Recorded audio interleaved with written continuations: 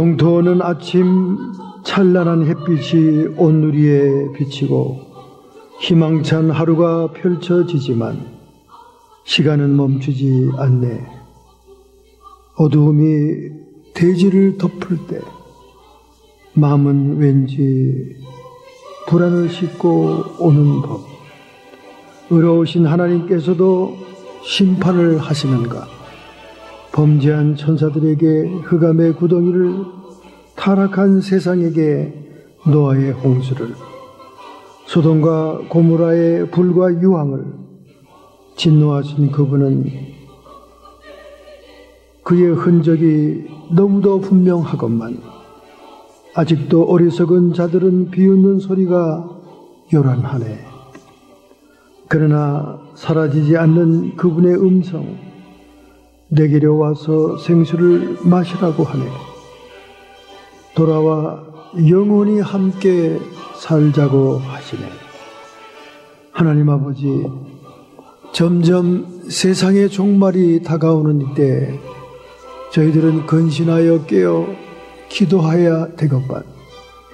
세상 연락에 파묻혀 세상이 너무 좋아 저희들은 무엇이 중요한지를 모르고 살고 있습니다. 이러한 삶을 살고 있는 저희들을 용서해 주옵시고 오늘도 주의 말씀으로 경고해 주셔서 참 하나님의 진리를 깨닫고 하나님의 영광을 향해 나가는 저희들이 되게 하옵소서. 예수님의 이름으로 참회 기도를 드렸사옵나이다. 아멘.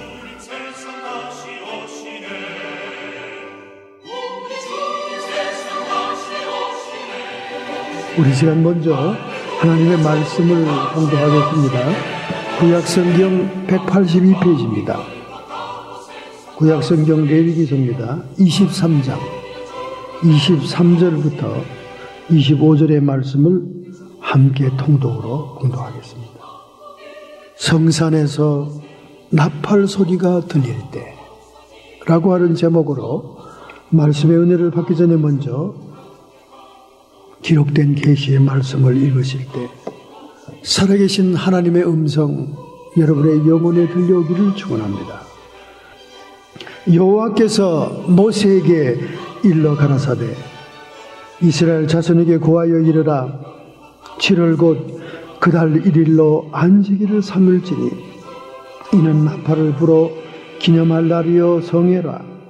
아무 노동도 하지 말고 여호와께 화제를 드릴지니라. 여호와께서 모세에게 일러 가라사대 7월 10일은 속죄일이니 너희에게 성회라. 너희는 스스로 괴롭게 하며 여호와께 화제를 드리라. 아멘.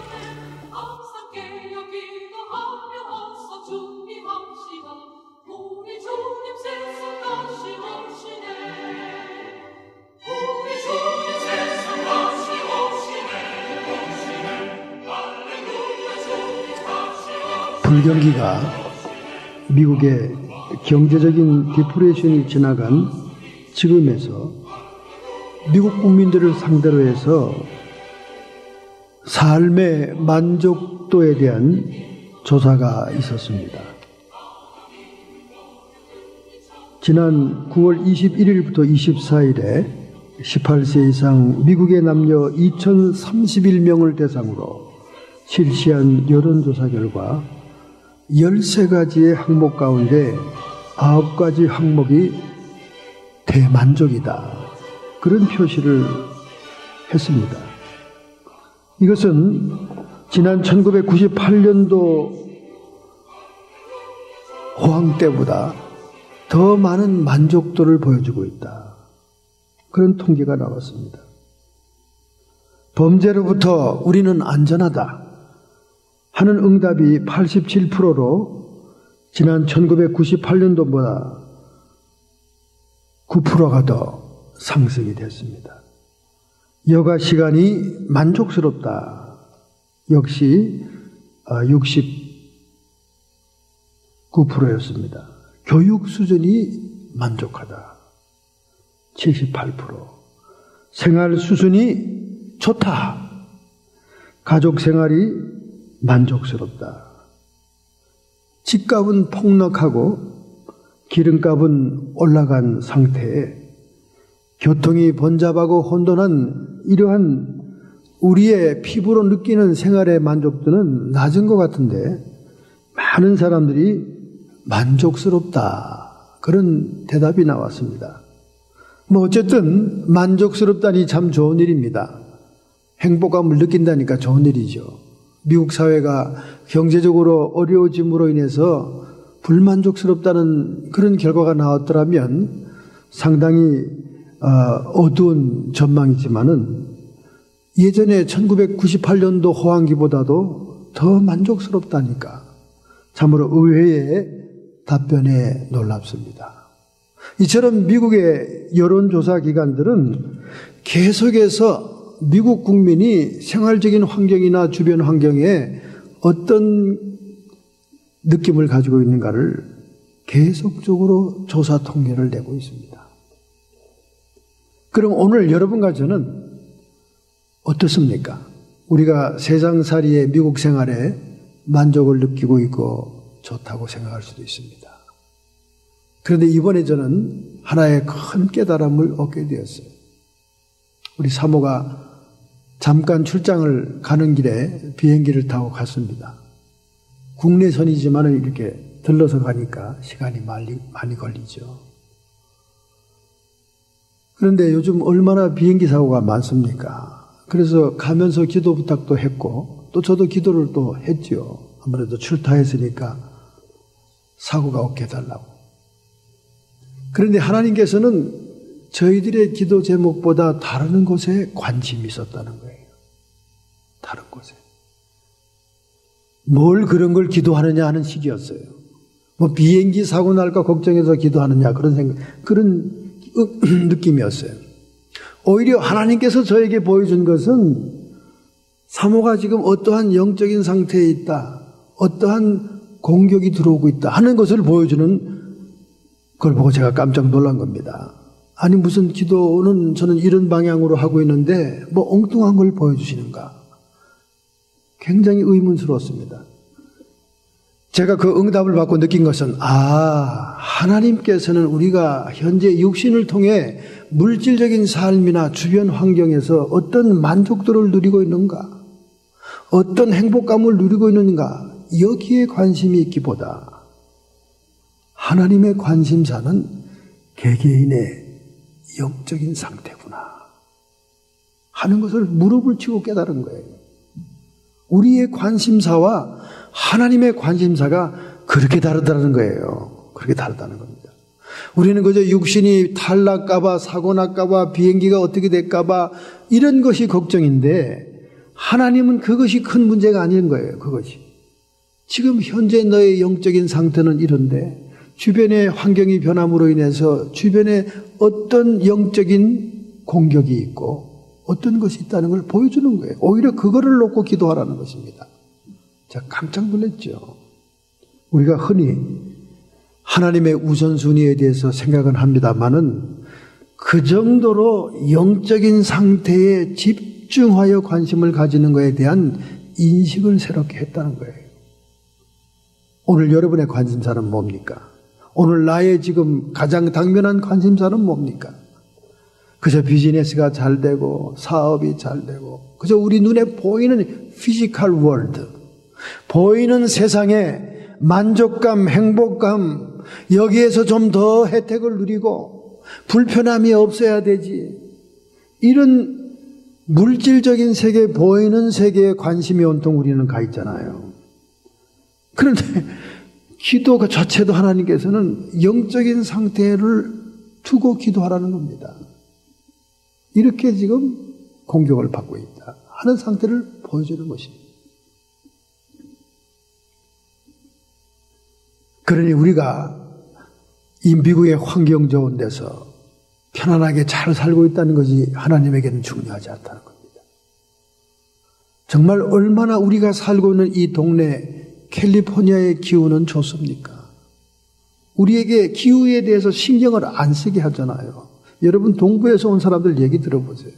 기후에 따라 학교가 문을 닫고 근무지가 폐쇄되고 눈이 오고 바람 불고 폭풍 우치고 허리케인 오고 이쪽 지역에는 다만 지진이 틈틈이 흔들어주는 것뿐이지 다른 불편함은 없잖아요.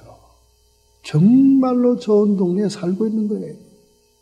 그런데 우리가 이런 좋은 환경에 살고 있느냐 없느냐는 게 중요한 게 아니라는 거지. 오늘 여러분의 영적인 상태가 어떠냐. 그럼 왜 하나님께서는 그 영의 상태에 그렇게 신경을 쓰실까?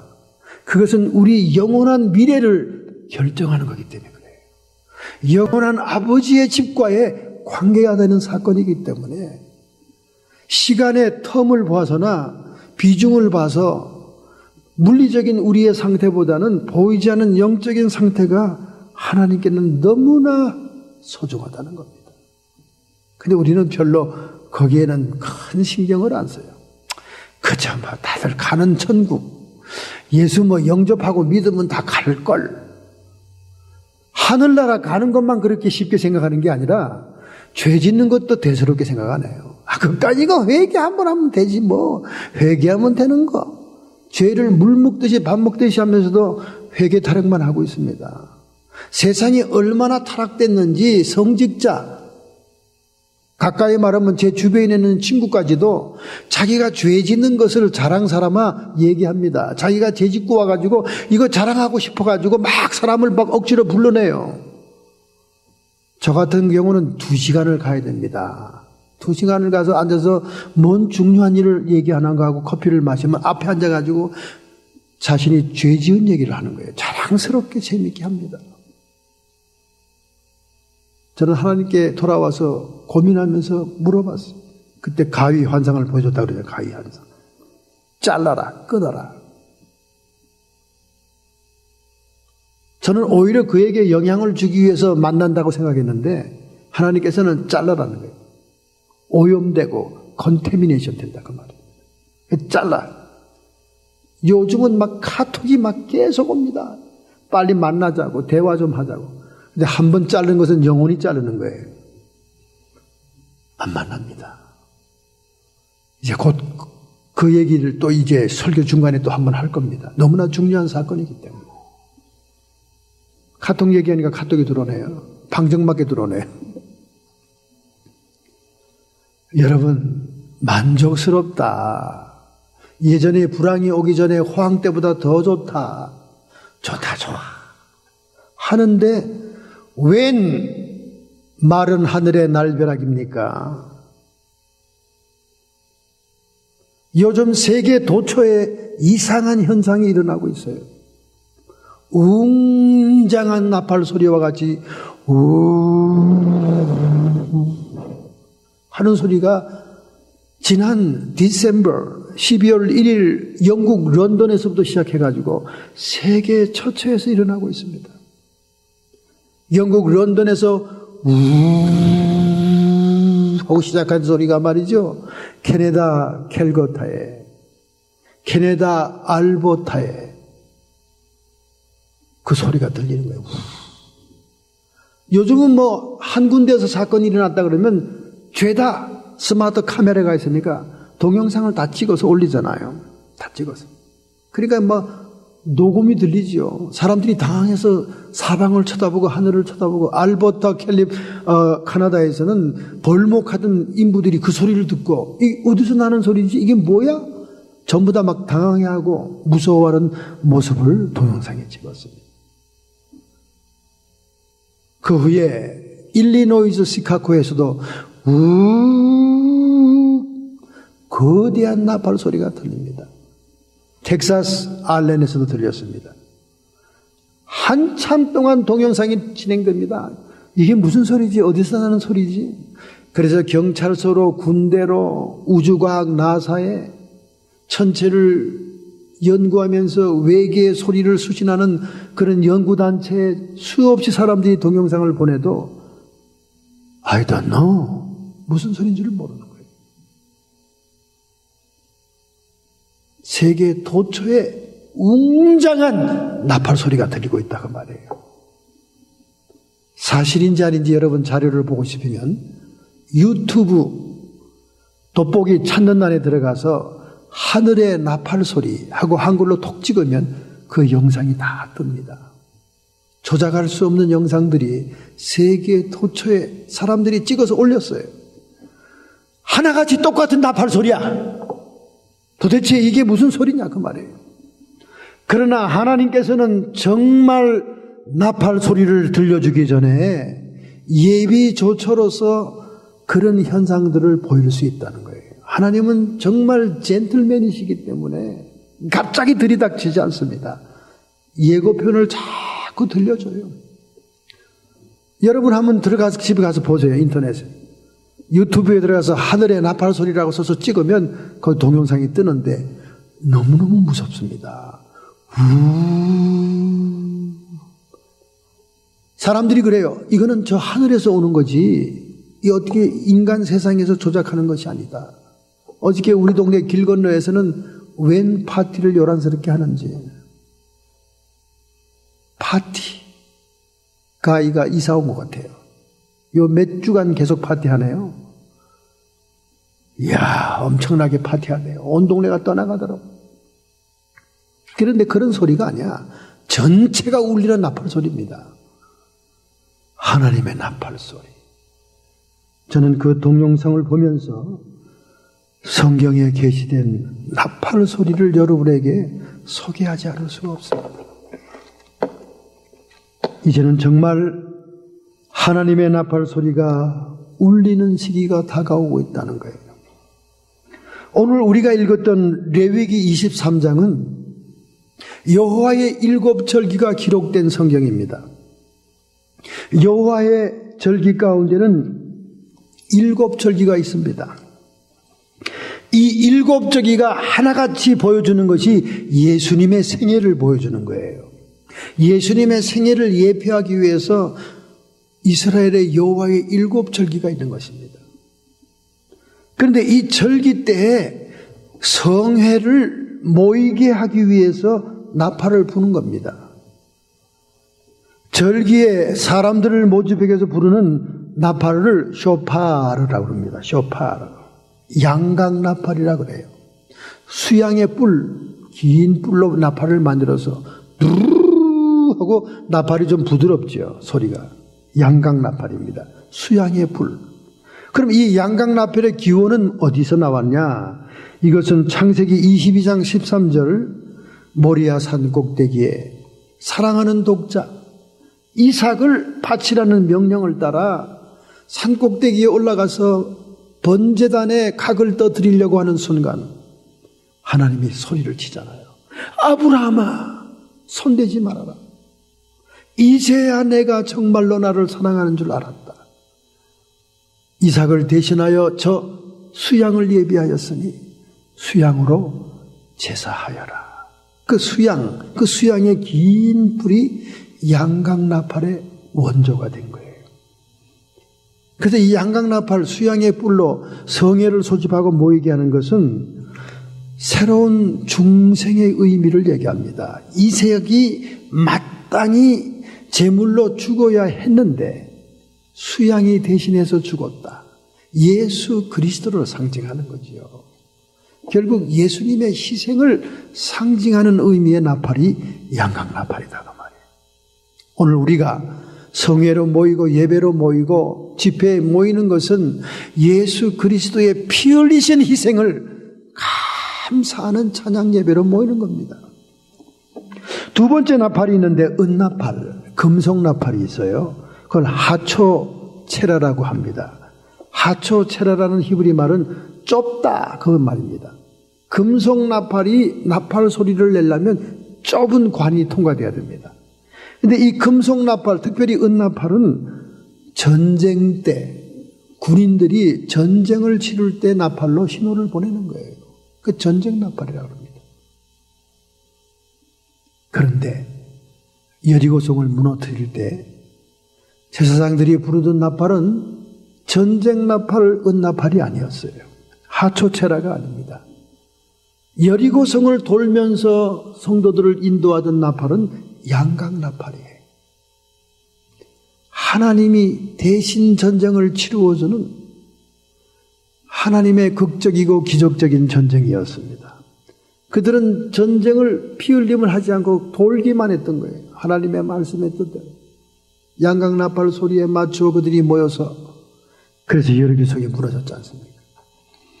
이렇게 절기 때마다 성회로 모이기 위해서 나팔을 불었다 그 말입니다. 유월절은 예수 그리스도의 죽음을 상징하지 않습니까? 어린 양의 피 발라서 문설주 좌우 임방에 바르면 애굽에 임했던 마지막 재앙이 패스 오버되었기 때문에 해방절이잖아요. 이스라엘의 해방절을 기념하는 유월절은 예수 그리스도의 죽음을 상징합니다. 그래서 예수님도 십자가에서 죽는 그 죽음이 유월절 양을 목을 잘라 피를 내는 그 시간하고 딱 일치가 됐다는 거예요. 그것은 절기가 예수님의 생애를 보여주는 걸 얘기하는 거예요. 그렇다면 이제 재림의 나팔, 마지막 하나님의 나팔이 부를 때가 언제냐? 바로 나팔절을 얘기합니다. 지금이 나팔절이기 때문에 이 설교를 하는 거예요. 나팔절은 유대 달력으로는 7월 1일이지만은 우리 양력 칼렌다로는 9월 중순서부터 10월 중순 사이, 지금 오늘 주일날 같은 9월 28일, 이게 나팔절입니다. 그래서 오늘 주일 설교에 이 나팔절 설교를 하는 거지요. 두 번째는 무교절이 있지 않습니까? 무교절은 누룩이 없는 떡을 먹는 그런 절기죠. 이것은 예수님이 죄 없는 분이지만은 장사 지낸다. 그리고 그 유월절의 밤에 고센 땅의 유대인들이 가족들끼리 나눠 먹었던 성도의 교제를 상징하는 것입니다. 그 다음에 세 번째 초실절이 있죠. 예수 그리스도의 부활 천년배. 그 다음에 칠칠절이 있죠. 오순절입니다. 성령 강림. 그 네 번째 절기입니다. 성령 강림은 교회의 탄생을 알리는 그런 절기가 됐죠. 그 다음에 여름 농사가 넉 달 동안 진행됩니다. 이 넉 달 여름 농사는 이방인들의 구원의 시대를 의미하는 거예요. 지금입니다. 바로 은혜의 시대를 얘기하는 거예요.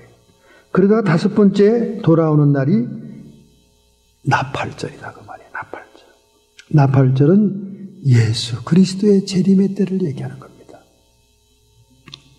천사들의 큰 호령 소리와 하나님의 나팔 소리가 들릴 때 세상 이쪽 저쪽 사방에서 택한 자들을 모으리라. 예수님의 재림 때입니다. 그 다음에 여섯 번째 속죄일이 있죠. 속죄일의 여섯 번째 절기는 예수 그리스도의 심판대가 배설이 되고 염소와 양을 가르고 지옥과 천국의 백성을 가르는 심판대가 열리는 것을 속죄일이라고 합니다. 그 다음에 마지막 일곱 번째 초막절은 천년왕국, 사람이 하나님과 함께 거하게 되는 신천신지 새로운 왕국의 시대를 의미하는 그게 초막절이죠. 마지막 절기입니다. 이렇게 일곱 절기는 예수 그리스도의 생애와 구속의 역사의 전개를 예표하는 것들입니다. 이 절기 때마다 성도들을 모으기 위해서 양강나팔을 뚜 하고 불렀어요. 그런데 중요한 것은 우리 성경에 세 가지의 큰 나팔 소리가 있었다는 거예요. 지금 그 유튜브에 우주적으로 들려오는 우 하고 나팔 소리, 그런 나팔 소리가 세 번 크게 성경에 시대적으로 불러졌다는 거예요. 첫째, 시내산 나팔 소리입니다. 시내산 나팔 소리. 출애굽한 백성들이 시내산에 당도했을 때 하나님은 그들을 언약의 백성, 하나님의 백성으로 공동체로 삼기 위해서 그들에게 율법을 부여합니다. 율법을. 그래서 시내산의 나팔 소리는 율법의 나팔입니다. 출애굽기 19장 19절 나팔 소리가 점점 커질 때 모세가 말한즉 하나님이 음성으로 대답하시더라. 하나님이 모세를 통해 율법을 주지 않습니까? 도대체 율법이 뭡니까? 율법이 하나님의 백성들이 질서 있고 도덕적으로 안녕하기 위해서 주어진 법을 얘기하는 거예요. 생활법이 있고 예배법이 있고 여러 가지 종류의 법이 있었습니다. 그 율법이 시내산에서 주어질 때 그들이 무서워서 떱니다. 아주 엄중하게 율법이 내려져요. 그 율법대로 살아야만 내 백성이 된다는 거예요. 출애굽기 19장 5절에 말하기를 세계가 다 내게 속하였나니 너희가 내 말을 잘 듣고 내 언약을 지키면 너는 열국에서 내 소유가 되겠고 너희가 내게 대하여 제사장 나라가 되리다. 세계에 으뜸 가는 백성으로 삼아주겠다는 거예요. 율법의 말씀을 지키면. 할렐루야. 그래서 모세가 마지막으로 임종하기 전에 설교하는 신명기 있잖아요. 신명기 28장에 축복과 저주를 그들에게 소개하지 않습니까? 율법을 잘 지키면 이렇게 축복을 내리겠다. 율법을 못 지키면 이렇게 3배나 저주를 내리겠다. 저주가 3배나 많죠. 그렇게 말씀하고 난 다음에 신명기 30장 19절에 이렇게 말하잖아요. 오늘날 천지를 불러서 너희에게 증거를 삼노라. 하나님이 만든 이 우주 만물을 불러서 증거를 삼겠다. 내가 생명과 사망과 복과 저주를 내 앞에 두었음즉 너와 내 자손이 살기 위하여 생명을 택해라. 결단의 시간을 갖지 않습니까? 이 말은 뭐냐? 율법을 지켜라 그 말이에요. 율법을 지키는 길만이 사는 길이다. 여러분 율법을 이미 여러분이 성경을 통해서 봤지만은 시시콜콜한 생활의 법도 있고 예배를 어떻게 드리라는 예배법도 있고 위생법도 있고 별법이 다 있습니다. 이 법들을 지키면 너희들이 복이다 그 말이에요. 너희들이 산다 그 말입니다. 오늘날 복음시대에 신약시대에 많은 사역자들이나 성도들이 착각하는 게 있습니다. 이 율법은 다 폐지됐다. 이 율법은 끝났다. 원 그런 무식한 얘기를 하십니까? 예수님은 율법을 폐지하러 온 분이 아니에요. 율법을 완성하러 온 분입니다. 할렐루야. 율법을 폐지한다는 거하고 율법을 완성한다는 건 천지 차이입니다, 여러분. 율법을 그대로 보존하셨다는 거예요. 그러나 예수님께서 율법을 완성한다는 의미는 율법이 더 훨씬 차원이 높아지잖아요. 산상보훈을 통해서. 모세는 여인을 범하는 자마다 간음죄를 지었다 하지만은 나는 너희에게 이르노니 누구든지 여인을 보고 음욕을 품는 자마다 이미 간음하였느니라. 모세 율법은 행동에 옮겼을 때 죄가 된다는 거예요. 그러나 예수님의 천국의 법은 마음만 먹어도 죄다 그 말입니다. 이게 어찌 율법이 폐기된 겁니까? 율법이 훨씬 업그레이드 된 거지. 율법은 행동의 법이지만은 예수님이 말하는 법은 마음의 법이잖아요. 동기까지도 보겠다는 거예요. 너 심보까지도 보겠다는 거야. 무조건 돈만 여기다 올려놓으면 헤헤 좋다 박수 하는 그런 사역자들이 아니라 그 돈이 불결한 돈인지 깨끗한 돈인지 그 돈을 내는 마음의 동기까지도 체크하겠다는 거 아닙니까? 이런 예수님의 천국 헌장이 어찌 율법을 폐기했다고 그렇게 얘기하냐 그 말이에요. 율법을 폐기한 게 아니에요. 율법을 폐기한 게 아니에요. 율법을 완성하러 오신 분입니다. 예레미야서와 에스겔서에 예언하잖아요. 너희들이 행동의 법, 율법을 주었지만은 이걸 다 못 지킨다. 그래서 이제 새로운 신, 하나님의 성령이 너희 안에 들어가서 너희들이 자발적으로 하나님의 법을 지키게 하겠다. 이런 역사는 예수 그리스도의 피 흘림이 있은 다음에 성령이 오시는 역사예요. 그런 의미에서 예수님이 피 흘려서 성령이 오게 하셨기 때문에 예수님이 율법을 완성하는 자라 그 말입니다. 할렐루야. 이 말이 여러분 믿어지고 알아집니까? 예수님의 피 흘림이 있었기 때문에 성령이 오늘날 은혜 시대의 성도에게 들어오게 되었기 때문에 이 들어온 성령의 능력으로, 성령의 자발성으로, 성령의 자유함으로 우리가 자원해서 율법을 지키게 된다 그 말입니다. 이게 율법의 완성의 의미입니다. 그러니 시인의 산에서 나팔 소리가 울리면서 주어졌던 율법은 시퍼렇게 살아있는 거예요. 시퍼렇게 살아있을 뿐만 아니라 더 업그레이드 되어서 살아있다는 거예요. 업그레이드 되어 있는 팔복의 천국의 헌장의 율법은 도저히 우리가 지킬 수가 없는 거지요. 지미 가터 대통령이 플레이보이지와 인터뷰하다가 얼마나 구설수에 올랐습니까? 가터 대통령께서는 다른 여인을 품은 적이 없지요? 플레이보이 잡지 같은 질문을 했습니다. 그랬더니 아닙니다. 난 안 해요. 나는 주일학교 교사를 하고 있고 지금까지도 신실한 집사로 사명에 충실하고 있다 그래요. 그러면 여인을 보고도 마음에 두지 않았습니까? 그야 때때로 그런 때가 있었죠. 굉장히 솔직한 분이니까 얘기하니까 그러면 가늠한 거지요. 그래가지고 얼마나 카터 대통령이 그 도덕성이 뛰어난 대통령이 말이죠. 그 말 때문에 구설수가 세계적으로 올라가서 마치 큰 범죄자처럼 플레이보이 잡지가 홍보를 했지 않습니까?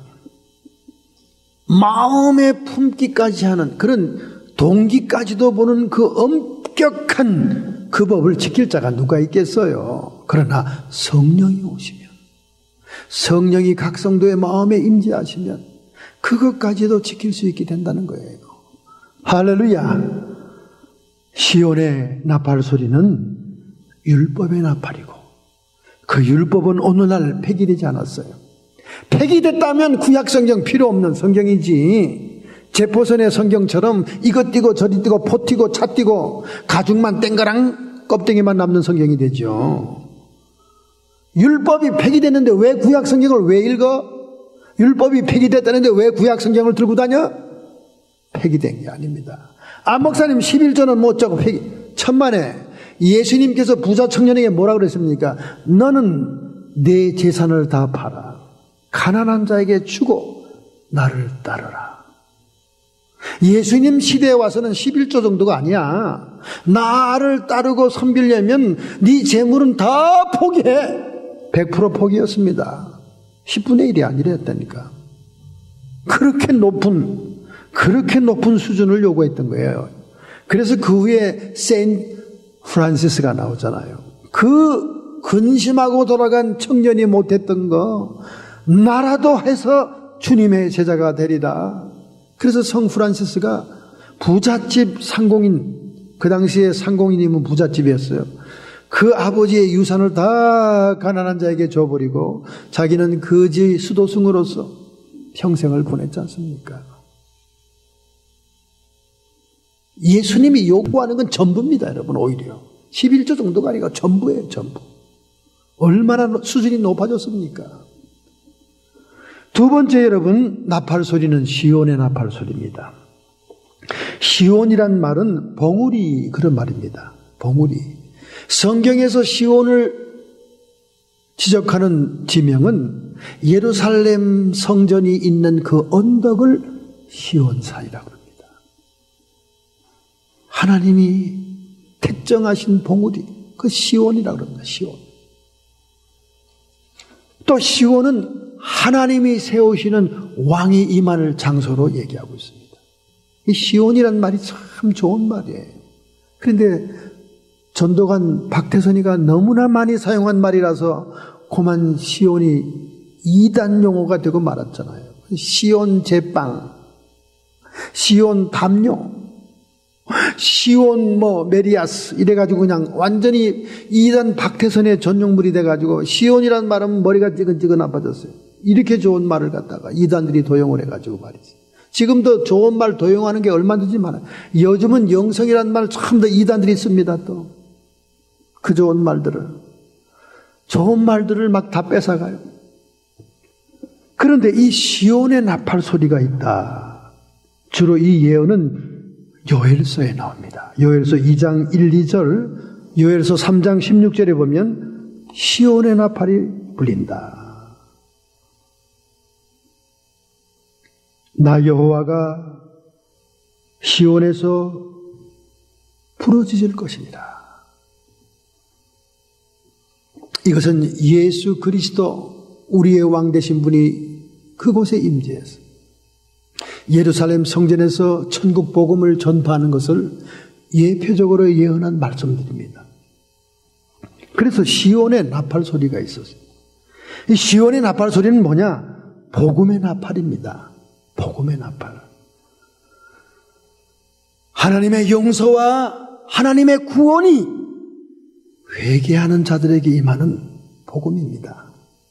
이완겔리온, 기쁜 소식을 얘기해요. 여러분, 복음처럼 기쁜 소식이 없습니다. 정말 율법을 지키려고 애를 쓰고 몸부림쳐도 털어 먼지 안 나는 인간이었고,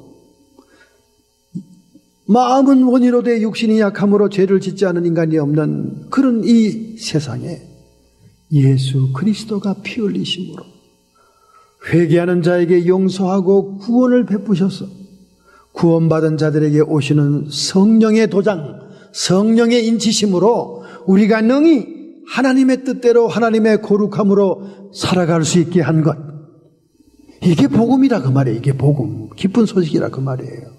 이 복음의 나팔이 시온산에서 울려 퍼진 거예요. 할렐루야, 할렐루야. 요한계시록 18장 22절, 음료의 나팔 소리는 완전히 멸망되고 이 첫째의 부활에 참여하는 자는 복이 있도다, 거룩하도다.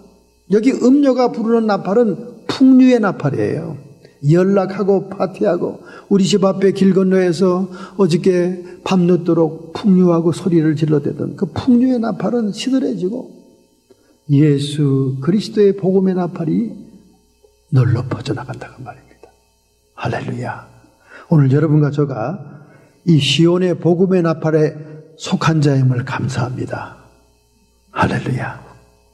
그런데 이 하나님의 고귀한 은혜를 값싼 은혜로 설교하고 가르치고 전하는 사역자들 때문에 오늘 성도들이 수없이 오해하고 있습니다. 수없는 사람이 뜻도 모르고 지옥으로 떨어져 나가는 거예요. 값싼 복음. 너무 주의 종들이 하이퍼 그레이스라고 하는 값싼 복음을 증거합니다. 여러분, 무조건 용서받는 게 아니에요. 무조건 구원받는 게 아닙니다. 왜 그렇게 예수 그리스도의 복음이 값싸게 됐습니까? 결코 값싼 게 아닙니다. 이 복음의 나팔은요, 하나님이 피 흘린 거예요. 예수 그리스도가 자기 모든 것을 희생한 겁니다. 무지무지하게 비싼 것을 주고 산 거예요. 절대 값싼 복음이 아닙니다. 그런데 너무 값싸게 생각하는 거예요. 오늘날 개신교의 성도들이 죄를 물먹듯이 합니다. 거룩함을 추구하지 않습니다. 그저 교회 몸담고 있는 것 자체만 가지고도 보험을 들은 줄 알아요. 그래서 죄를 지어도 회개하면 되지 뭐. 아이고, 그까진 거 대수야. 죄 안 짓고 사는 사람이 어딨어. 아이고, 참나. 너무나 쉽게 생각하는 거예요. 제가 지난번에 인재론에 대해서 깊이 있는 얘기를 했습니다. 그 인재론, 죄에 대한 공부를 소홀히 해가지고 죄가 뭔지도 몰라요. 여러분, 죄값은 반드시 치릅니다. 죄는 형벌이 따르게 돼 있어요. 율법이 폐기되지 않았기 때문에 그래요. 아니, 그럼 예수님이 용서한 건 뭘 용서한 거? 그리스도의 심판대에서 용서받는다 그 말입니다.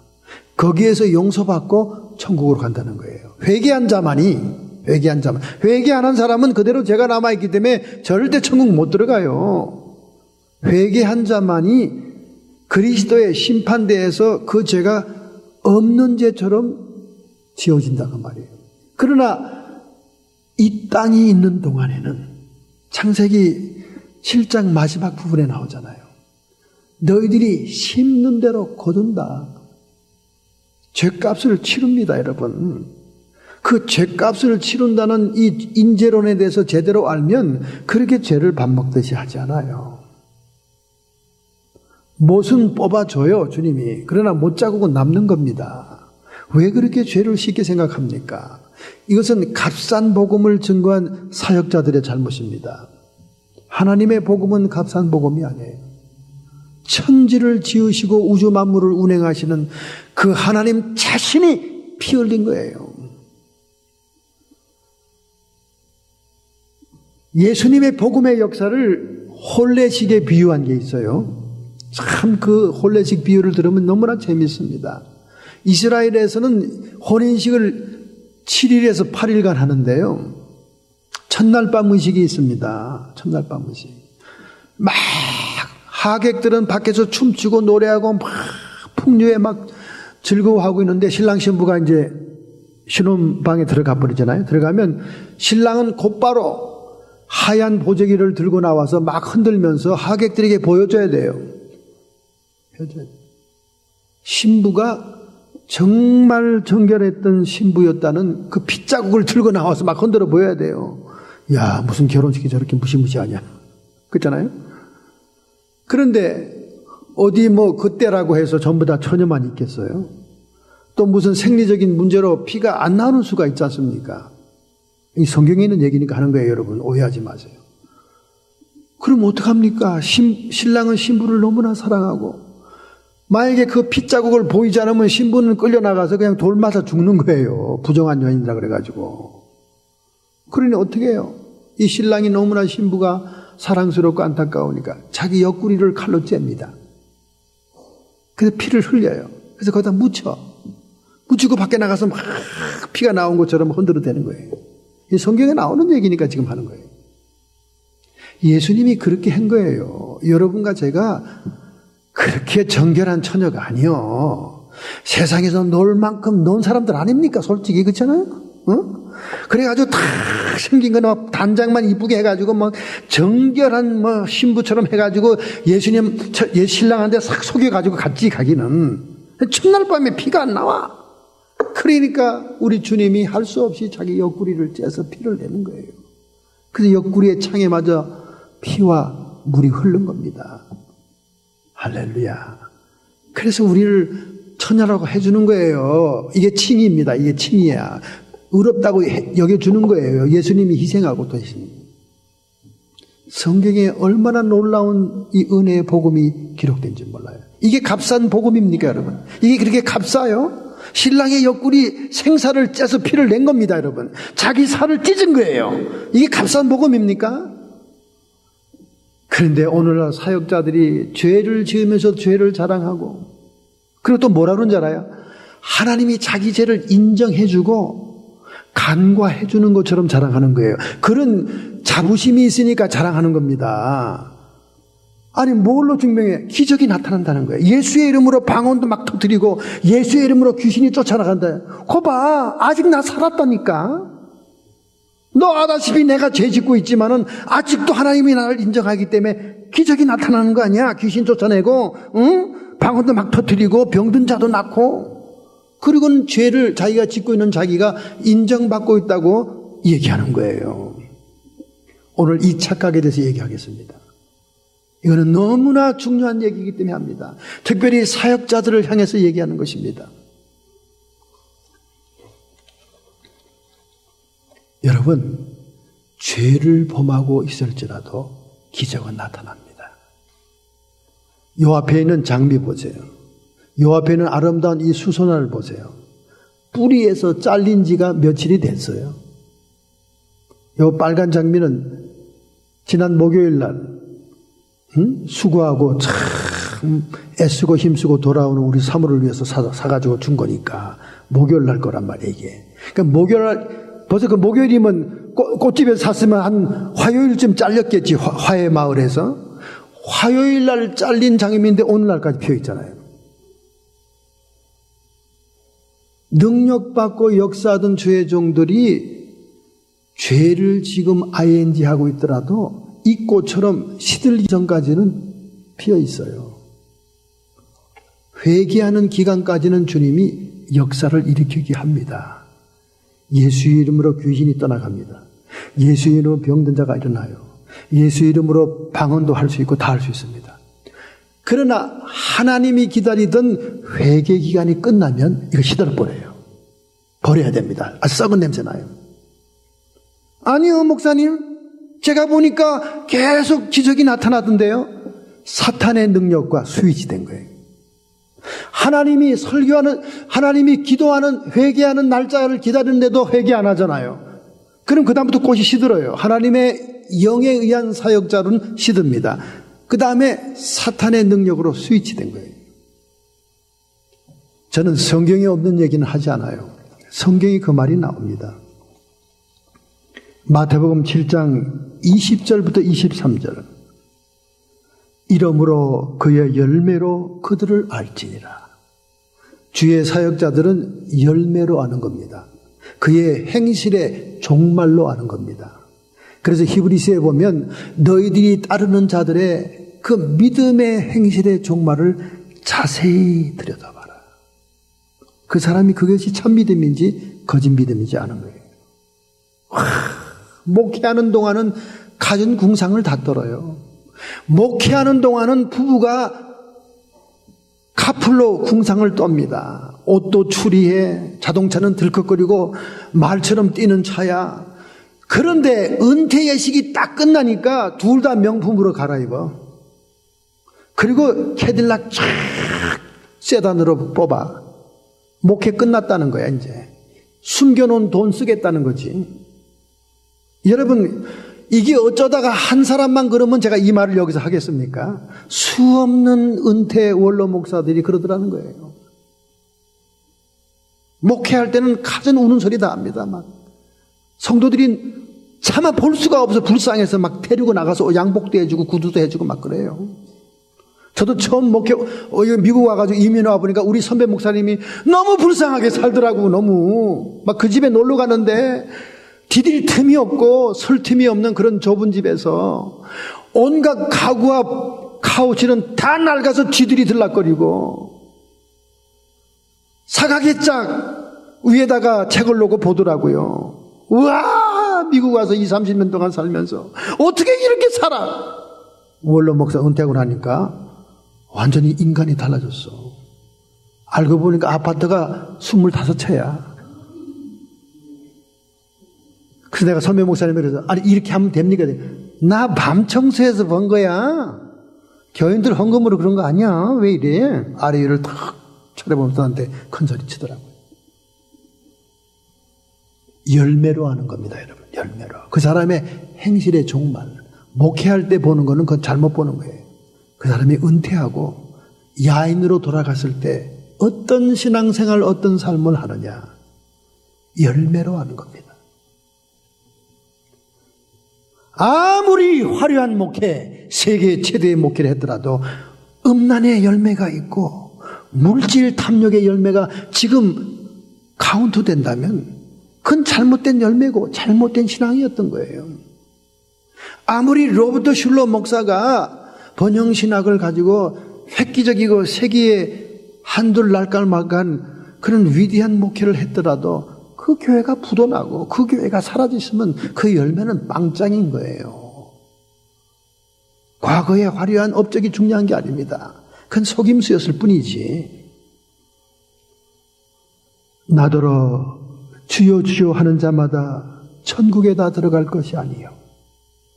여러분 입으로 시인하는 거 주여 주여 이게 다 천국에 들어가는 게 아닙니다. 여러분 자꾸 여러분 입으로 시인하면 다 천국 갔다고 이렇게 하지 마세요. 그 시인하는 깊은 내면을 주님이 보시고 판단하는 것이지 여러분이 판단하면 안 되는 거예요. 주여 주여 하는 자마다 천국에 다 들어갈 것이 아니에요. 우리 예수님 말씀이니까 이건 정말 정확한 겁니다. 사도 바울 서신에 나오는 간접적인 말보다 예수님이 딱 집어 얘기한 게 더 중요한 거예요. 다만 하늘에 계신 내 아버지로 뜻대로 하는 자들이 들어가니라. 아버지의 뜻대로 행위로 사는 사람들만 들어간다는 거예요. 이게 행위 구원론을 얘기하는 게 아닙니다. 이거 잘 들어야 돼요. 예수님이 하신 말이에요. 하늘에 계신 내 아버지의 뜻대로 산 사람만 들어간다. 할렐루야. 그날에 많은 사람이 나더러 이르되 주여 주여 우리가 주의 이름으로 선지자 노릇을 하며, 예수의 이름으로 선지자 노릇을 했다는 거예요. 선지자는 아니에요. 선지자는 하나님이 콜링해서 부여하는 겁니다. 자기가 자칭 선지자 노릇이란 말이 이게 가짜란 얘기입니다. 노릇을 하며 주의 이름으로 귀신을 쫓아내며. 여러분, 귀신 나간다고 그 사람이 다 하나님의 능력자가 아니에요. 세상에는 절간에 테마사도 많고요, 무당들도 귀신 잘 쫓아냅니다. 여러분, 영분별 잘해야 됩니다. 귀신 쫓아낸다고 다 주의 종이 성령의 권능으로 하는 게 아니에요. 오히려 귀신 들린 자들은 귀신을 더 잘 봅니다. 저는 영분별 할 때 딱 얘기하는 말 들으면 금방 압니다. 기도 안 해봐도 알아요. 아이, 목사님, 오늘 예배 보는데 목사님 마이크에 귀신이 2마리가 붙었대요. 그리고 막 왔다 갔다 하고 막 기어오고 막 등산하더라고요. 유별나게 별스럽게 귀신을 잘 보고 귀신 얘기를 하는 사람들, 귀신 들린 사람이에요. 귀신도 보통 귀신 들린 게 아니라 귀신을 다루는 귀신 들린 사람들이에요. 유명하게 그런 사람들이 있어요. 막 기도원에서도 집회하는데 끝나고 나서 목사님 저 좀 봐요, 저 좀 봐요. 오늘 여기 빨간 옷 입은 귀신하고요 노란 옷 입은 귀신 둘이가 춤추는 걸 봤습니다. 그건 그 사람 안에 산 귀신이 들어서 그런 거예요. 귀신 들은 사람은 귀신을 너무나 예리하게 잘 봐요. 오히려 하나님의 성령의 능력으로 행하는 자들은 하나님이 그 누추하고 덜티하고 더러운 귀신을 상징적으로 보여줄 때가 있지, 그렇게 정난하게 안 보여줍니다. 정난하게 너무나 자세하게 예리하게 보는 사람들은 오히려 귀신 들린 사람이에요. 여러분, 귀신 들린 거 잘 본다고 여러분 아이고 용하네, 아이고 신령하지 않아요. 귀신 들린 사람들입니다. 무당들이 귀신 얼마나 잘 봅니까? 얼마나 잘 봐요. 귀신같이 숨겨놓은 거 빼가지고 와서 막 신내리고 난리치잖아요. 그리고 절간에 있는 퇴마사들이 얼마나 귀신 잘 쫓아냅니까? 여러분 TV 불에서 많이 봤죠? 퇴마사들 귀신 막 그 PD들 데리고 그 깜깜한 밤에 그 흉가에 가가지고 말이죠, 퇴마사들이 여기 있고 저기 있고 얼마나 잘 찍어냅니까? 주님의 이름으로 귀신을 쫓아내며 주의 이름으로 많은 권능을 행치 아니하였나이까. 참, 이 성경 말씀은요 난해 구절입니다. 아니 어떻게 주의 이름으로 주의 능력으로 귀신 쫓아내고 이런 사람들이 불법을 행하는 자고 주님이 모른다고 그랬을까? 참 난해 구절인데 저는 풀렸습니다. 주의 이름으로 많은 권능을 행치 아니하였나이까. 하리니 그때 내가 저희에게 밝히 말하되 내가 너희를 도무지 알지 못하노라. 불법을 행하는 자들아, 나에게서 떠나가라. 여기 불법이라는 것은 율법을 어기는 자를 얘기하는 거예요. 불법, 법을 어기는 자를 얘기해요. 율법을 어기는 자는 게 뭡니까? 여러분 간단하게 얘기해서요, 10계명을 생각하면 됩니다. 10계명의 계명을 어긴 자들이라 그 말이에요. 7계명 간음하는 자들, 도둑질하는 자들, 살인하는 자들, 성도들의 과부의 재산을 수탈하고, 도둑질이죠. 거짓 증거하고 거짓말로 사람들을 모함하고 듣고, 정치꾼 목사들, 정치꾼 사역자들 얼마나 많습니까? 불법을 행하는 자여 나에게서 떠나가라. 불법을 행하고 있음에도 불구하고 귀신을 쫓아냈습니다. 불법을 행하고 불구하고 선지자 노릇을 했습니다. 불법을 행하면서도 많은 권능으로 주의 일을 했다고 얘기하는 거예요. 그래서 마지막에는 주님으로부터 쫓김을 받는 거예요. 오늘날 사역자들이 정신 차리세요. 정신 차리세요. 예수의 이름으로 귀신이 쫓겨나가는 걸 봅니다. 예수의 이름으로 권능과 치료의 역사가 나타나는 걸 봅니다. 아, 내가 지금 죄를 짓고 있는데도 하나님이 이 죄를 다 이해하시나 보네. 하나님이 이 죄를 다 인정해 주나 보네. 내 형편을 알고. 이렇게 착각을 하는 거예요. 그래서 자꾸 죄를 계속 짓습니다. 회개하질 않아요. 결론이 뭡니까? 난 널 모른다. 모를 수밖에 없지요. 거룩했어야지. 주님의 성품을 닮아갔어야지. 주님과 교제하고 주님과 만나고 계속 안면이 있어서 내가 아는 종이요, 나의 친구와 같은 종이요, 내 자녀와 같은 종이라고 기뻐하지. 죄를 지으니까 주님과 함께 할 수가 없잖아요. 계속해서 권능이 나타나고 귀신이 떠나가도 사탄의 능력으로 스위치된 겁니다, 여러분. 자신도 모르는 거예요. 박대선이가 그랬어요. 처음에는 평신도로서 얼마나 겸손했습니까? 남대문 장로교회 장로였어요. 그리고 그 장로교회 맨 끝에 앉아서 신발을 정리하는 겸손한 종이었습니다. 그러다 그가 성령의 은사를 받았다고 그래서 모래사장 집회, 남산 집회 하면서 수많은 인파가 몰려오고 기사와 이적이 나타나고 하면서 그가 따로 독립해 나가면서 교만해지고 음란해지고 성도의 재물을 갈취하는 도둑질하고 불법을 자행하자 그의 모든 권세와 능력은, 사역은 사탄의 능력으로 바뀐 거예요. 얼마나 현저한 사탄의 역사를 하고 있어요. 지금 그 아들이 지금 이어서 하고 있잖아요. 박대선의 무덤 앞에서 그 정기를 받겠다가 두 손 들고 기도하는 모습이 찍혀 있습니다. 마귀의 권능이 있죠. 주님은 모른다. 사역자들은 뭔가 나타나니까 하나님이 내 형편을 알고 날 봐주고 있는가 보다. 여러분, 죄는 죄지 봐주지 않아요. 하나님이 봐주고 말고 할 게 아닙니다. 그는 하나님은 공의롭고 거룩한 분이라서 죄와 함께 있을 수가 없어요. 다만 시간을 준다면 회개의 시간을 주는 것뿐이지, 하나님이 기다리는 시간만큼도 회개하지 않고 계속 죄를 지으면 그때는 마귀의 권세와 능력으로 스위치가 되는 거예요. 스위치. 자기도 모르는 사이 자기는 선지자 노릇을 합니다. 자기는 주의 이름으로 권능을 행한 것 같습니다. 자기는 귀신들을 쫓아내면서 아직도 나는 살아있네, 하나님이 같이 하네, 아니라니까. 나는 너를 모른다. 복음의 나팔, 값싼 나팔이 아닙니다, 여러분. 우리 하나님의, 우리 예수님의 가장 강조한 메시지는 회개하라. 여러분, 회개란 말이 그렇게 또 쉬운 말도 아니에요. 회개는 후회하는 게 회개가 아니에요. 회개는 반성하는 게 회개가 아닙니다. 회개는 회개에 합당한 열매가 있어 두 번 다시 똑같은 죄를 짓지 않을 때 회개한 것으로 인정합니다. 그리고 용서를 해주는 거예요.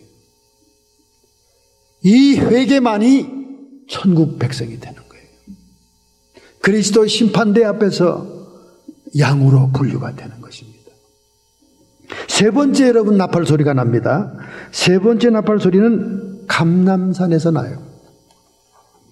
많은 이단 교주들은 소사소래산에 예수가 재림한다, 경상도 기장에 예수가 재림한다, 온갖 자기가 있는 이단 본부에 예수님이 재림한다 그러지만은 성경에 딱 집어서 얘기한 예수님의 재림 장소는 스가랴, 오늘 읽었던 성경 구절에서 나옵니다. 스가랴 14장 3절에서부터 나오지 않습니까? 4절에 딱 집어서 나오죠. 그날에 그의 발이 예루살렘 앞 동편 감람산에 솟을 것이요. 예수님이 재림하는 장소는 예루살렘 성 동편 앞 감람산이에요. 예수님이 승천한 그 자리로 그대로 온다는 거예요. 약속을 지키는 분이죠. 너희들이 본 그대로 다시 오리라. 승천한 장소에 그대로 오신다는 거예요. 그렇기 때문에 어떤 다른 장소를 얘기하는 건 다 거짓 선지자예요. 이단 교주들입니다. 여러분, 캘리포니아 수도가 세크라멘토인데 안식교에서 예수의 재림의 장소로 선정한 것이 세크라멘토예요. 그래서 이 세크라멘토 주변은 세계에서 가장 많이 안식교인들이 모여있고 가장 파워풀합니다. 우리 북가주는 안식교의 위협에 놓여있는 장소예요. 왜냐하면 세크라멘토가 그들이 예수님이 재림하는 장소로 찍어놓은 겁니다. 그래서 세크라멘토예요. 성별된 장소다 그 말이에요. 캘리포니아의 수도가 그런 곳이라서 참 유감스럽긴 하지만, 그래서 이 라파 주변으로 해서 쭉 다 안식교인들이 딱 차지하고 있잖아요. 여기서 지금 치과 이빨 만드는 사람들 안식교 교인 아니면 불이익을 많이 당합니다. 전부 다 안식교인들이 다 잡고 있잖아요. 그러나 성경에서 말하기는 감람산에 온다는 거예요. 감람산에. 그래서 이 감람산의 나팔 소리는 예수님의 재림의 나팔 소리입니다. 할렐루야. 할렐루야. 재림의 나팔. 재림의 나팔에 대해서는 성경에 나팔로 몇 가지 표현되어 있습니다. 첫째는 큰 나팔 소리가 들릴 때, 마태복음 24장 31절이죠. 저가 큰 나팔 소리와 함께 천사들을 보내리니 저희가 그 택하신 자들을 하늘 이 끝에서 저 끝까지 사방에서 모으리라. 큰 나팔이라고 표현하고 있습니다. 아마 우주적인 나팔 소리가 들릴 거예요. 그 다음에 다른 성경에서는 마지막 나팔이라고 합니다. 고린도전서 15장 51절. 그 이유는 요한계시록의 7째 나팔, 7명의 천사가 부르는 나팔 중에 마지막 나팔이기 때문에 고린도전서 15장 51절에 마지막 나팔. 그 다음에 데살로니가전서 4장 16절 17절, 가장 유명한 재림의 구절에서 휴거의 얘기가 나오는 그 구절에서 하나님의 나팔 소리, 그렇게 나옵니다. 그 다음에 요한계시록의 11장 15절, 7째 천사가 나팔을 불매 하늘에 큰 음성들이 나서 가로되 세상 나라가 우리 주와 그리스도의 나라가 되어 그가 세세토록 왕노릇하리로다. 할렐루야. 요한계시록에 7명의 나팔을 부는 천사가 서 있었는데 그 천사 중에 7번째 나팔을 부를 때 세상 나라가 그리스도의 나라가 되어서 세세 무궁토록 예수님께서 만왕의 왕이 되신다. 할렐루야. 이 재림의 나팔, 감람산의 나팔 소리를 여러분이 듣기 전에 깨어서 기도하는 자가 돼야 될 줄로 믿습니다. 할렐루야. 우리는 이 나팔 소리가 불리기 전에 이미 단장한 그리스도의 신부가 돼야 돼. 세상 사랑하지 말고 자기 사랑하지 말고 사탄을 추종하지도 말고 오직 신랑 되시는 예수님을 사모하고 기대하는 성도로서 거룩한 삶을 살아야 됩니다. 음료의 나팔 소리는 완전히 멸망되고 이 첫째 부활에 참여하는 자는 복이 있나니, 첫째 부활이라는 것은 육신의 부활을 얘기하고 이 육신의 부활을 맞이한 사람들은 천국 백성이 되는데 모든 거룩한 자가 함께 할 것이다. 천국 백성은 항상 거룩한 자들이라고 얘기합니다. 할렐루야. 세상에서 권세가 있었다, 세상에서 학력 수준이 높았다, 세상에서 지위가 높았다, 이런 얘기 안 합니다. 거룩한 무리다 그 말이에요. 할렐루야. 우리가 이런 성도의 삶을 살아야 될 줄로 믿습니다. 특별히 이사야 58장 1절에는 이 복음시대, 은혜시대의 복음의 나팔은 우리가 목소리를 높여 하나님의 말씀을 증거하는 전도의 삶을 얘기하기도 했습니다. 크게 외쳐라, 아끼지 말라. 내 목소리를 나팔같이 날려 내 백성에게 그 허물을, 야곱의 집에 그 죄를 고하라. 할렐루야. 우리가 복음을 증거할 때, 전도할 때 죄악을 고해야 된다고 말이에요. 죄악을. 죄를 피해가면서 복음은 전도되지 않습니다. 죄가 없는 곳에는 은혜도 없습니다. 죄가 없다는데 무슨 예수가 필요하겠어요? 그래서 우리는 복음의 전도를 할 때 죄를 고해야 됩니다. 그래서 성령이 우리에게 먼저 처음 오실 때 우리의 죄에 대해서, 의에 대해서, 세상 임금이 심판받은 것에 대해서 책망한다 그랬습니다. 그래서 우리가 중생하게 될 때 일생일대의 회개 통의 역사가 일어나는 것은 성령의 책망이 임했기 때문에 그래요. 오늘 여러분들에게는 이런 경험이 다 있기 때문에 이제는 하나님의 영광의 나라를 위하여 여러분의 복음의 나팔을 높이 불어야 될 줄로 믿습니다. 할렐루야. 최근에 플러신학대학의 새로운 총장으로 부임한 마크 레버튼 총장은 이렇게 말했습니다. 오늘날 교회의 부도덕성은 예수 그리스도의 복음을 조롱거리로 만들었다. 여러분과 제가 복음의 나팔을 부를 때는 거룩함, 도덕성을 가지고 있어야 그것이 세상 사람들에게 조롱거리가 되지 않고 전달될 수가 있다는 거예요. 우리는 그런 삶을 살아야 될 줄로 믿습니다. 시한부 사망 선고를 받은 미국의 오벨 켈리 부부가 있었습니다. 남편이 암 치료를 받으면서 고통스러워합니다.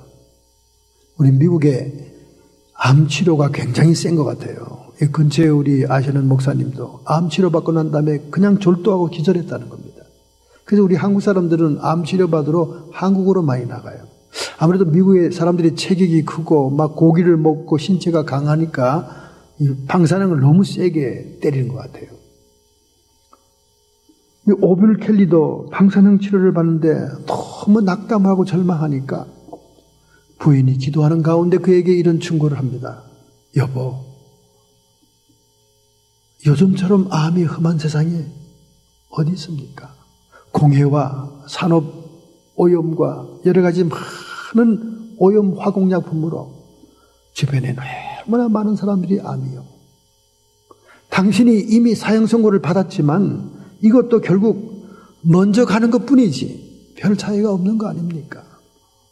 나도 곧 당신을 따라가게 될 텐데 너무나 절망하지 마시오. 그 부인의 위로의 말을 들으니까 우울증에 걸려있고 좌절했던 이 오빌 켈리가 힘이 탁 나면서 맞다. 뭐 다 죽는 건데 내가 좀 일찍 가는 것 뿐이지. 그러니 가만히 그냥 앉아서 죽음을 맞이하고 좌절하고 고통스러워할 뿐만 할 거 아니라 내가 능동적으로 이 죽음에 대처하자. 이런 생각이 탁 드는 거예요. 그동안 신앙도 떨어져 교우들도 떨어져 모든 인간관계가 떨어진 상태였습니다. 그래서 그는 내가 살아있는 이 순간 이 순간을 내 안에 계신 예수를 증거하는 기회로 삼자. 그래서 그날부터 부인의 그 말을 듣고 힘을 얻은 이 오빌 켈리가 식사 초대를 하기 시작합니다. 각양각층의 사람들, 상상할 수 없는 사람들을 리스트를 정해가지고 장애자뿐만 아니라 학박사들 그리고 많은 주변의 평범한 사람들을 매일매일 사람을 갈아가면서 저녁 초대를 하게 됩니다. 그 저녁 초대의 이름을 MTC라고 그랬습니다. MTC란 말은 Make Today Count. 오늘을 따져보자. 오늘을 헤아리자. 그러니까 자기는 오늘 내가 살아있는 순간을 헤아리면서 무언가 하나님께 선물을 준비하자.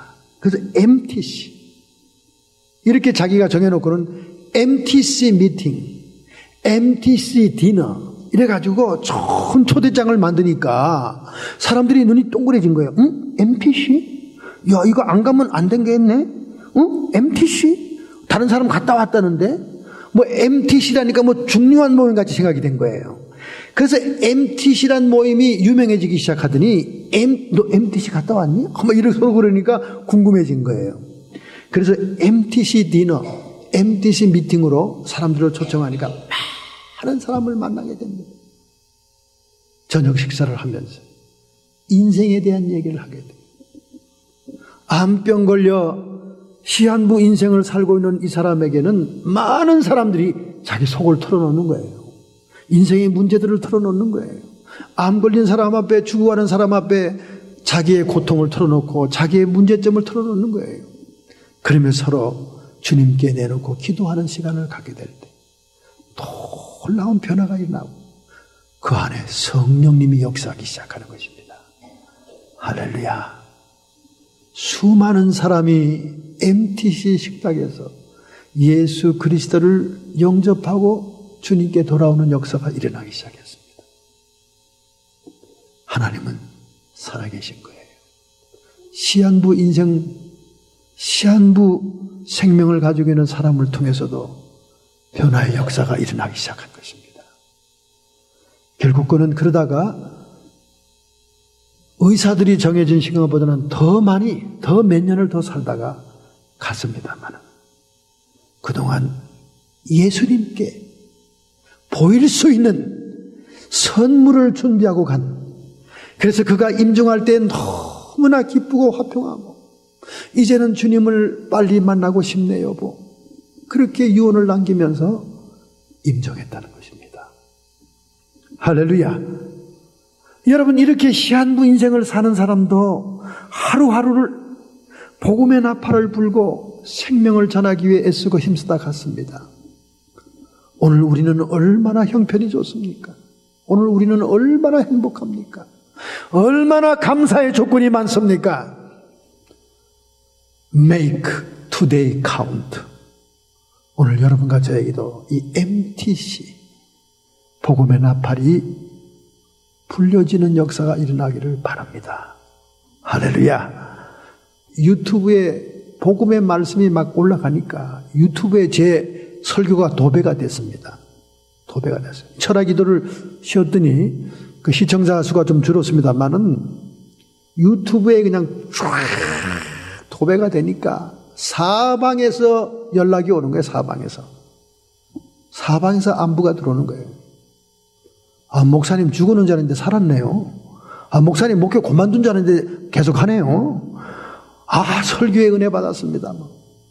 근데 참 불행스러운 건지 다행스러운 건지 목사님들이 설교에 은혜 받았다고 막 감사하다고 전화가 많이 와요. 감사한 일이죠. 제가 땀과 눈물과 기도로 열심히 준비한 설교 말씀들이 수준 높은 목사님들이 은혜를 받는다면 얼마나 기쁜 일입니까? 그래서 때때로 여러분과 별 상관이 없는데도 사역자를 판단하고 비판하는 메시지가 나갈 수밖에 없는 거예요. 평신들만 잠들고 있는 게 아닙니다. 사역자들이 얼마나 퇴폐하고 타락이 되는지. 그게 그냥 타성이요. 그게 그냥 신앙생활인 줄 알고 있어요. 이제는 철면비처럼 뻔뻔해져서 죄 짓는 것을 자랑하지 못해가지고 사람들을 초청해서 그걸 자랑할 정도의 시대가 되고 말았습니다. 오늘 하나님께서는 여러분과 저의 영적인 상태를 보시기를 원하시고 우리 주변에 접근해오는 모든 악의 세력, 악한 영들의 세력을 분별해 내기를 원하십니다. 복음의 나팔을 넓게 불러대는 여러분과 되기를 결단하신다면 오늘 여러분의 가슴에 손을 얹기 바랍니다. 정말 하나님께서는 예수 그리스도의 성품을 닮은 자들을 통해서 하나님이 거룩하니 너희도 거룩하라, 거룩한 성도들을 통해서 하나님의 복음의 능력을 증거하기를 원하십니다. 이런 결심과 결단을 가지고 주님 앞에 서기를 원하신다면 오늘 결심하시길 바랍니다. 하나님 아버지, 저희들은 마음이 원이로 돼 육신이 약한 존재입니다. 인간의 힘으로는 주님의 율법을 지킬 수도 없고 세울 수도 없습니다. 그러나 값진 복음의 능력 예수 그리스도의 희생과 피가 있었기에 하나님의 성령이 우리 안에 거함으로 우리가 능히 차원 높은 도덕성에 하나님의 복음을 지킬 수 있는 사람이 되었습니다. 오늘 우리에게 주어진 이 시간 동안 하나님의 생명의 복음을 증거하는 자가 되게 해 주옵소서. 복음의 나팔을 부르는 자가 되게 해 주옵소서. 하나님의 7번째 나팔 소리가 들리기 전에, 하나님의 큰 나팔 소리가 울리기 전에 하나님의 천사를 보내어 이 세상 사방 이 끝 저 끝에 택한 자를 모으기 전에 저희들이 주님께 드릴 선물을 준비하게 해 주옵소서. 오늘 결심하고 결단하는 성도들을 축복해 주심을 믿습니다. 하나님 영광 받아 주시옵시고 결심하는 자들에게 권능으로 함께 주시옵소서. 성도의 육체와 정신의 역사는 모든 질병들은 예수님의 이름 권세로 쫓김을 받을지어다. 우리의 마음속에 평강과 기쁨이 넘치게 해 주옵시고 살아계신 하나님의 복음을 증거하는 자들 되게 하옵소서. 예수님의 이름으로 감사하며 축복하며 기도하옵나이다.